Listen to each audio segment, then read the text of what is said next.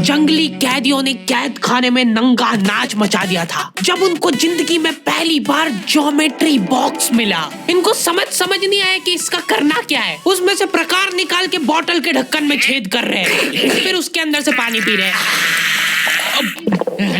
आधे बच्चों को पल्ले ही नहीं पड़ रहा है कि ये दो मुंह वाले प्रकार का करना क्या है, तो वो बैठ के उसकी स्ट्रेचिंग खोल रहे हैं।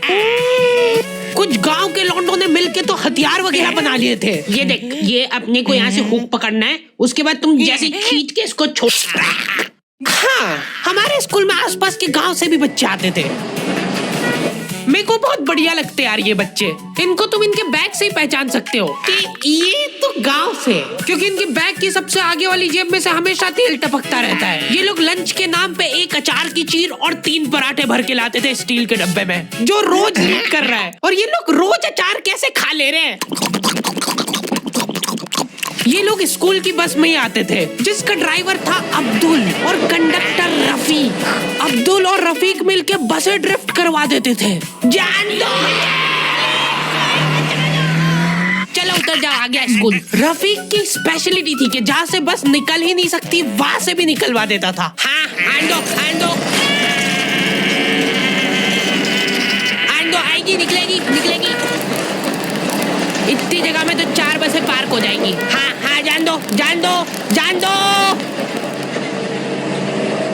बस। अब्दुल और रफीक बहुत डेडिकेशन के साथ काम करते थे। बारिश में गांव में बाढ़ आ गई है, गांव वाले बेचारे घर से बाहर नहीं निकल पा रहे हैं। बच्चों ने स्कूल की ड्रेस पहनी थी, वो वापस से खोल दी कि ऐसे मौसम में तो कहाँ ही जा पा रहे स्कूल। इधर अब्दुल और रफीक बस लेके आ गए बाढ़ में। आराम से निकलेगी, आराम से चलने दो।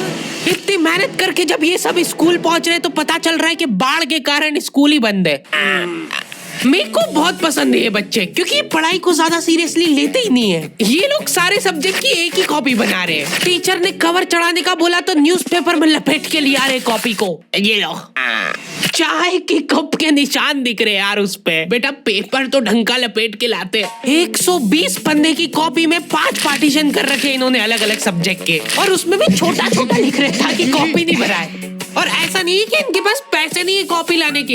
इनके गांव में इनकी इतनी जमीन है ना कि ये लोग जमीन बेच के आखा स्कूल खरीद सकते हैं। वो अलग बात है कि इनको इनकी जमीन का हिस्सा अभी तक मिला नहीं है, क्योंकि चाचा और पापा के बीच में घनघोर मनमुटाव है। दोनों को ऐसा लगता है कि इसने मेरे को धोखा दिया है। धोखेबाज, साथ में मत बोल। देख, मैं यहाँ पे फालतू बात करने नहीं आया हूँ, बात एकदम क्लियर है। मेरे को मिलनी चाहिए पूरी प्रॉपर्टी। अच्छा ठीक है, सबसे पहले तो तू औकात में रहे। तू रहे औकात में रहे।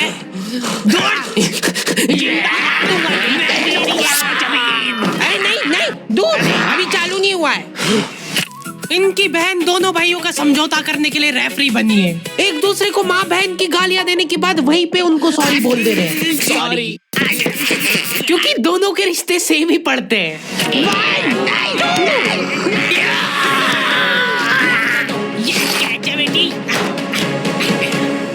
जीत गया। ये देख कोर्ट कचहरी में मिलेंगे अब। तो अभी तक वो केस चल रहा है और वो चलता ही रहेगा जब तक पापा या चाचा में से कोई मर नहीं जाता। हमारी क्लास के बच्चे बहुत बतौकड़े थे, इनके मुंह का थूक खत्म हो जाता था बोल के। अरे देखो, मैंने व्हाट्सएप स्टेटस डाला था उसका हाथ पकड़ के। अब उसको ऐसा लगा कि मेरा स्टेटस सबको दिखता है, पर मैंने सेटिंग्स में जाके स्टेटस सिर्फ उसको विजिबल कर रखा था।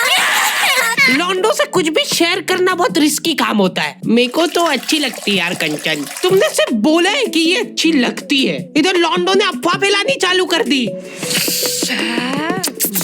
सर, उसको आंख उठा के मत देखना, भाई की बंदी है।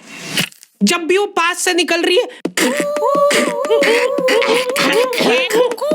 मत करो यार ये हरकत। वो इंटरेस्टेड होगी भी तो भाग जाएगी तुम्हारी हरकतों की वजह से। इतनी ज्यादा बकलोली सहन करने के बाद हमारे क्लास टीचर ने सोचा कि इनका सेटिंग अरेंजमेंट चेंज कर देते हैं। एक लड़का और एक लड़की बैठाएंगे, फिर देखते कैसे बात करते हैं ये। मेरे दोस्तों के पास जो लड़कियां बैठी वो बीच में बैग रख ले रही है ताकि गलती से भी ये दरिंदा उससे टच नहीं हो जाए। इनका तो फिर भी ठीक था, मेरी किस्मत तो बिल्कुल ही घटिया थी। जब तक मेरा नंबर आया लड़कियां ही खत्म हो गई हमारी क्लास की। अच्छा ठीक है, तुम अकेले बैठ जाओ। तो अब सभी बच्चों को फर्स्ट पीरियड तो मजबूरन ऐसे ही बैठना पड़ता था, लेकिन जैसे ही सेकंड पीरियड लगता था इस टीचर की क्लास के बाहर जाने में और अगले टीचर की क्लास में आने में 30 सेकंड मिलते थे हमको। उस 30 सेकंड में सब लोग अपने अपने झोले उठा के दौड़ रहे इधर उधर। जैसे ही अगला टीचर क्लास में आया, बेटा तुम सब हाफ क्यों रहे हो? तो सेकंड पीरियड में सब अपने दोस्तों के पास पहुंच जाते थे, लेकिन लड़कियों को उतनी भी सब्र नहीं है, उनको फर्स्ट पीरियड में भी बात करना है। व्हाट्सएप स्टेटस जो था वो सिर्फ उसको दिखा। क्लास के इस कोने से उस कोने तक इशारों में बातें हो रही है इनकी। लिप सिंक पढ़ ले रही है लड़कियां इतनी दूर से। या लौंडो को चिल्ला चिल्ला के बताने के बाद भी समझ नहीं आती आधी चीजें। अरे तो तुम इसकी कॉपी नानी के यहाँ क्यों लेके गए थे? सर वो मेरे को लगा मैं वहां जाके पढ़ाई करूंगा। इनसे घर में, स्कूल में, कोचिंग में कई पढ़ाई नहीं हो रही है, और 4 दिन के लिए कहीं घूमने जा रहे तो उसमें बैग में कॉपियां भर ले रहे कि अब होगी पढ़ाई। वो भी दूसरे की कॉपी मांग के ले जा रहे हैं। वहां जाके सिर्फ कॉपी निकाल के सामने रख दी सबके, ताकि नानी के घर पे तुम्हारा एकदम रोला जम जाए कि लड़का दुनिया इधर से उधर हो जाए पर पढ़ाई नहीं छोड़ता है। लड़का दूसरे की कॉपी मांग के लाया है अपनी कॉपी कंप्लीट करने के लिए, जबकि स्कूल डेली जा रहा है अपना लड़का, फिर भी कॉपी इनकम्प्लीट रह जा रही है। और बात ये कि वहां जाके भी इनसे कॉपी कंप्लीट हुई नहीं है, उल्टा हुआ निकाल के रख दी थी और भूल के आ गए कॉपी। और तुम्हारी लीव तो 3 दिन की थी, तुम 5 दिन बाद क्यों आए मुंह उठा के? सर हम लोग तीसरे दिन पे निकल गए थे वहां से, और हम जैसे ही ऑटो रिक्शा में बैठे नानी जी ने रोना चालू कर दिया। अब जैसे जैसे ऑटो दूर जा रहा था मेरी नानी जी जोर से रोने लग रहे थे।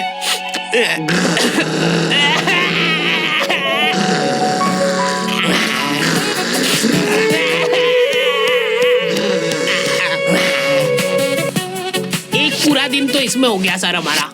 फिर अगले दिन मम्मी ने उतर के नानी जी को समझाया, रो मत मम्मी, ऐसे रो मत, मत रो। उन्होंने रोते रोते समझाया कि मत रो। आधा दिन ये चला, फिर आधे दिन ऑटो वाले ने वापस से मजे लिए।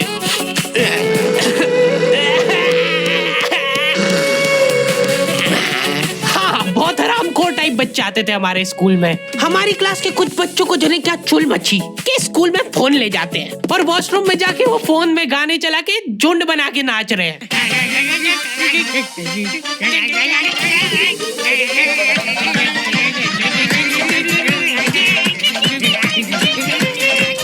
उधर साइड में लाइन डिस्टर्ब हो गई यार उन बच्चों की, जो कांच में बाल बनाने के लिए लगी है। वॉशरूम में मूतने से ज्यादा लंबी लाइन बाल जमाने के लिए लगी होती थी। और तुम गौर से देखोगे इनको तो पता चलेगा कि सब लोग सेम ही चीज कर रहे हैं। बाल गीले करके अपनी जेब से कंघा निकाल रहे गोल वाला, उसके अंदर 2 उंगली फंसा रहे और फिर बाल खड़े कर रहे हैं। और बाहर निकलते से सारे टीचरों ने घेर रखा है इनको, क्योंकि इतनी जोर जोर से गाने बजा के नाच रहे थे ये लोग। किसके पास है फोन, जल्दी से बता दो। मैम ऐसा कुछ नहीं, हम तो मुंह से गा रहे थे। किसी से भी पूछ, मैम इसके पास ही है फोन, हमको छोड़ दो, हम तो सिर्फ बाल जमा रहे थे। तुम कुछ कांड करते हुए पकड़ा जाते हो तो तुम्हारा दिमाग चलना ही बंद हो जाता है एकदम। इनसे पूछ रहे कि बता बेटा क्यों लाए तुम स्कूल में फोन? मैम वो यूट्यूब से पढ़ाई करने के लिए। स्कूल में? हाँ, हमारे स्कूल में सबसे बड़ी टॉप की सजा होती थी सस्पेंड करना, और मेरे को पता नहीं क्यों बहुत बढ़िया लगती थी ये सजा। ना तुमको स्कूल वालों को लीव लिख के देना है, ना स्कूल वाले तुमसे पूछेंगे कि तुम कहाँ गए थे। रिटायरमेंट वाली लाइफ जी रहे हो तुम स्कूल में। उसके मम्मी पापा को बुला के वो फोन भी दे दिया और उसको सस्पेंड कर दिया। अब वो बच्चा घर पे बैठ के आराम से फोन चलाता है और अपना जीवन खुशी खुशी बिताता है। उसके घर में सिर्फ 2 ही रिटायर्ड लोग हैं, एक उसके दादाजी और दूसरा वो।